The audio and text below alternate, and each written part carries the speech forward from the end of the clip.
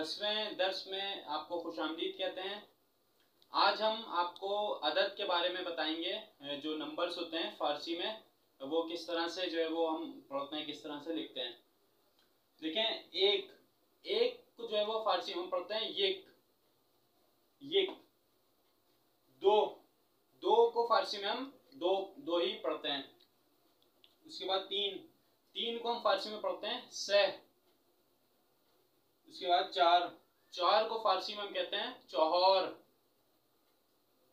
उसके बाद पांच को हम फ़ारसी में कहते हैं पांच। उसके बाद है छह को फ़ारसी में हम कहते हैं शिश। उसके बाद है सात को हम फ़ारसी में कहते हैं हाफ्त। आठ को फ़ारसी में कहा जाता है हाश्त। फिर है नौ को जो है वो फ़ारसी में हम पढ़ते हैं नो।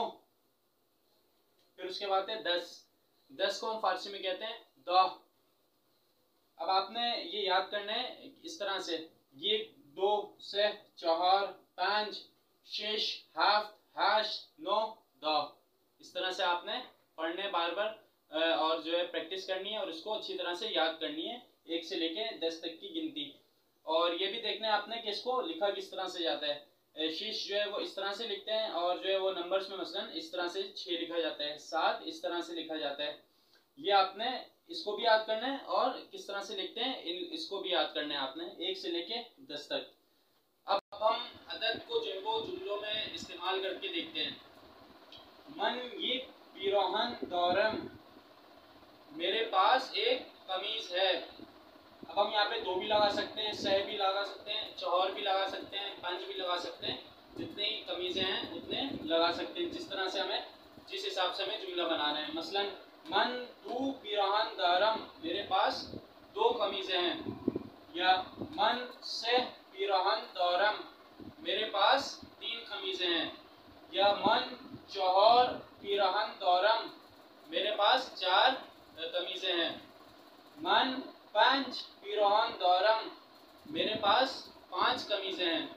इस तरह से आपने 5 शेष half hash know the sub जो है वो जुमले बनाने हैं। फिर उसके बाद ऊ से किताब दारक, उसके पास 3 किताब हैं। या उसके पास 3 किताबें हैं। अब यहाँ पे भी हम अदद को चेंज कर सकते हैं। ऊ ये किताब दारक, उसके पास 1 किताब है। ऊ दो किताब दारक, उसके पास 2 किताबें हैं। ऊ से किताब दारक, उसके पास 3 किताबें हैं।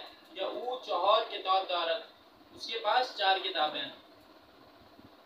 अब है शुमा 5 सीब दौरी, आप लोगों के पास 5 सेब हैं। यहाँ पे भी हम अदद को जो है वो चेंज कर सकते हैं। मसलन शुमा शिश सीब दौरी, आप लोगों के पास 6 सेब हैं। शुमा हाफ सीब दौरी, आप लोगों के पास 7 सेब हैं। या शुमा हाश सीब दौरी, आप लोगों के पास 8 सेब हैं।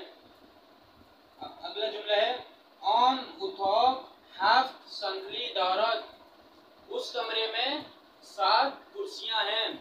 अब यहाँ पे मसलन वहाँ पे जितनी भी कुर्सी हैं 5 हैं 4 हैं, हम यहाँ पे इस अदद की जगह पे वो अदद लगा सकते हैं। मिसाल के तौर पे ऑन उथॉक ये संदली दौरत, उस कमरे में 1 कुर्सी है। या ऑन उतौक 2 संदली दौरत, उस कमरे में 2 कुर्सियां हैं।